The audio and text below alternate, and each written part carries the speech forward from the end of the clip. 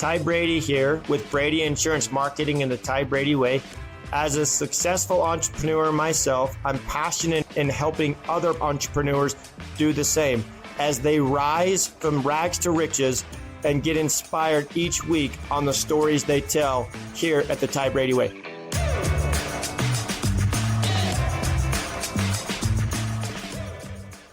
Today, we're going to talk about how to sell hospital indemnity and cancer plans when you're working with somebody that has a Medicare Advantage plan. One of the things that I hear all the time is people go in and say, well, they're on XYZ Medicare Advantage plan. It's what's best for them. They burn the lead and move on. And I think that's a big mistake because I believe that 4 out of 4 still need more. And back when I was out actively selling as a producer in the field is I would cross sell. And it's crucial. And a couple of things that I've learned and perfected over the years, it's the words you use. So if I'm sitting down with a member and I have the benefits at a glance, and one of the first things that pops up is say, hey, so your monthly premium is $0 or $33 or $96. Then you go to the next line item and usually you'll say, hey, there is no deductible for this insurance. You have day one dollar coverage, but you do have a max out of pocket. And the max out of pocket could be $4,500 or $5,000. But I don't want you to worry about that max out of pocket because I'm going to talk to you a little bit later about some policies that will fill that gap. See, I'm setting it up as I'm going through the presentation and I'm going to move on. I'm going to continue to go on. And oftentimes you're comparing two plans side by side. Maybe they're on XYZ carrier and you want to move them to Swamp Life of Georgia and you're comparing them side by side so they can make an educated decision at the kitchen table, or maybe you're doing it online via Zoom or however you do your business. And then you continue down and you're like, okay, well, the next thing is your primary care doctor is $0 or $10 or $30. Your specialist is going to be $30 or $40. And there's no referral required, or there may be a referral required. Your virtual visits to the doctor are going to be a $0 copay. These are all things I'm going through because you have to go through the booklet anyway when you're enrolling a member to make sure they understand the benefits. Then as you continue down, this is where it says hospital inpatient. And listen to the words that I use. You're on the hook for $345 a day, days 1 through 5. Well, what do you mean I'm on the hook? Well, you're on the hook if you get admitted to the hospital, and that's where you're going that max out of pocket. That copay is going to apply to that max out of pocket. But I don't want you to worry about that. Now, I have a lot of different hospital indemnity programs is where I'm keying that up for. And it could be with a bunch of different carriers. But I know that with most carriers, unless they're really, really sick, I can get them on a hospital indemnity plan to cover that copay because that is one of their biggest risks. You figure if it's $300 a day for 5 days, that's $1,500 the day they're in the hospital for 5 days. So I don't want them to worry about that. And then I also say something like this. Those policies range from $40 to $80 a month. Now I'm going to get to the very end on the close and how I bring this all together and get it closed. The next thing I point out is you have a skilled nursing benefit because there's also skilled nursing riders in a lot of these hospital indemnity plans. And I say, well, your copay for skilled nursing days 1 through 20 is $0, but after 21 days, there's a copay. So I don't want you to worry about that. This is going to come into play if you had a hip surgery or a stroke, or you had to go from the hospital to a care facility to get you better, to get you home. But again, I don't want you to worry about that because there's programs that will help fill that gap. As I continue on down, I'm going to continue to go through all of the copays that are on that benefits at a glance or the highlights, or if I'm comparing them side by side. And then I usually get to the part where it talks about cancer, diagnostic cancer procedures. Most plans have a 20% coinsurance if they get diagnosed with cancer. That's going to be your radiology treatment, your chemo treatment, all of those things. And again, I'm going to say you're at risk or on the hook of 20% coinsurance. But again, I don't want you to worry about that. So as I get all the way to the end, I get all the way to the end, I go through all the benefits, I hit the hot points in that benefits at a glance, because the idea is I'm teeing it up for a hospital indemnity plan, a cancer plan, and a skilled nursing plan or a short-term care plan. And as I go through that, they're listening and they're talking and there's some interaction, what about this, what about that? So I get to the end and I said, okay, so if I put you on this program right here, and I can put you on a hospital indemnity plan and a cancer plan, it'll run you anywhere from $40 to $80 a month. How does that sound to you?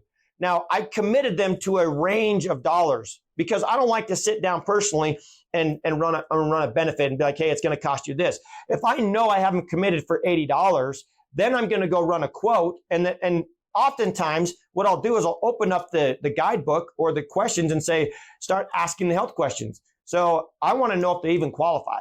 And sometimes I'll do the takeaway saying, I don't even know if you're going to even qualify for this program. I may get into the health questions and I didn't ask very on the front end, they've had cancer in the last 5 years or 10 years, whatever the policy is. And then I can't write the cancer plan. But the idea is it's the words you use. You know, insurance is about offsetting risk. You're on the hook. You're at risk for these dollars. And you can help offset that risk for $40 to $80 a month. And usually by that, they're like, oh yeah, I get that. And then people are like, well, what policy do I choose? Most of the plans that you're selling that are ancillary products, it's a bucket of money. It's that simple. It's okay. If you're diagnosed with cancer, you're going to get $5,000 check. Okay. I get asked, well, what happens if I get cancer again?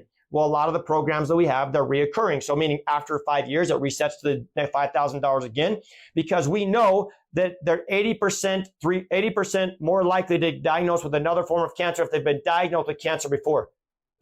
A phenomenal statistic, right? 83%. The other one is we know that 1 out of every 2 men and 1 out of every 3 women. So as I'm selling and I ask them, hey, has anyone in your family had cancer? Well, yeah. Has anyone ever been admitted to the hospital? Well, yeah. They had a stroke. You know, how did they pay for that copay or whatever? So I'm setting up the need and teeing it up so that when I get down to say, I need your banking information, I've asked the health questions, I'm writing the policy and saying, at the end, it's going to cost you $63.50 to give you a $5,000 cancer benefit. It's going to give you 120 days in a skilled nursing facility. It's going to give you 10 days in the hospital at $300 a day. And then I've given the benefits. I have them sign and I'm done. I have done this over and over and over and over again. And it's about the stories you tell and it's about how you set it up. So I don't want to hear somebody go in there and say, well, they're on the right Medicare Advantage plan. I couldn't help them. I'm like, are you kidding me? You didn't help them as an agent. You did not fill all of their gaps. You need to talk to them about cancer, heart attack, stroke. You need to talk to them about hospital indemnity. These are all gaps that you can fill and better cover them. You know, as an insurance agent, the more policies you get in the house, the longer that policy holder stays on the books. But guess what? Not only that, you make more money. It's not about money, but you make more money. That's the reality. But at the end of the day, you're helping them better. I would rather have a phone call where somebody calls me up and says, Ty, I just got admitted to the hospital. What do I need to do? Hey, don't worry about it. Let's get a claim form sit in. You're going to have a check coming. How many days were in the hospital? You know, you have a policy that's $300 a day. You were there for 5 days. You're going to have a check for $1,500 coming in the bank or coming to you and they're like, okay, great. Or would I rather have a phone call? Well, you know what? That sucks. You know, I'm sorry to hear that, but you're going to have to pay those copays because that's what we talked about on your plan. Which agent do you want to be? Do you want to be number 1 or do you want to be number 2? I'd rather be number 1 and not number 2 because, I mean, in the last little while, believe it or not, I've had people call me up and say, hey, Ty, can I get on that cancer plan you talked to me about 4 or 5 years ago? Because they didn't want to spend it. They didn't think they were going to have cancer. They didn't think they were going to get to the hospital. I'm like, well, it's too late. You have to have those policies in effect before you get diagnosed with cancer, not after. And they're like, oh, I figured as much. But I do not like having those conversations. I'd rather have the conversation of the first lady I ever sold a policy to. It was a $50,000 lump sum cancer. She made the payment in November. She was diagnosed with cancer in January. It was, luckily they caught it early. And the conversation I had with her is I said, do you have anybody in your family that's had cancer? And she's like, well, yeah, I had my cousin had, you know, this type of cancer, colon cancer. And my nephew had cancer in his eye. And my mom had breast cancer. And I said, is that a concern to you? And she's like, yes. I said, well, I can cover you for a $50,000 lump sum cancer policy for back in the day, it was probably $50 a month. She made 2 payments on that policy and they wrote her a check for $50,000. It allowed her to go back to do an experimental surgery at the source of the cancer because she had breast cancer and it cost her $28,000 cash because they didn't accept insurance and it was experimental. And then she was able to remodel her house with the rest of the money. That is power. And if you don't have stories of cancer plans or hospital indemnity plans, that then use some or find people that do. I had another guy that he went in and did a knee surgery and he was home by himself. So he went into a skilled nursing facility because he had nobody that could help him or watch him. He spent 20 days in a skilled nursing facility. He's like, Ty, I got a check for $3,200. And he's like, that was great. And it was a check to him. So the copay, even though the plan, the Advantage plan covered that copay, he was still able to have a check to him.